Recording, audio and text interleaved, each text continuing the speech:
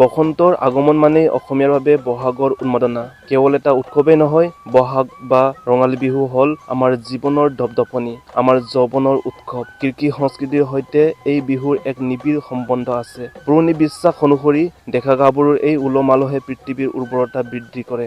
এই বিহুৰ মাজতেই বহু ডেকা গাভৰুৱে বিচাৰি পায় নিজৰ জীৱনৰ সংগীক। চ'তৰ সংক্ৰান্তিৰ পৰা বহাগৰ 6 তাৰিখলৈ একেৰাহে 7 দিন ধৰি চলে এই আনন্দ। ইয়াক কোৱা হয় সাত বিহু। যোৱা সময়ৰ সোঁতত এই পৰম্পৰা কিছু বিলুপ্তিপ্ৰায় হ'লেও ইয়াৰ গুৰুত্ব অপৰিসীম।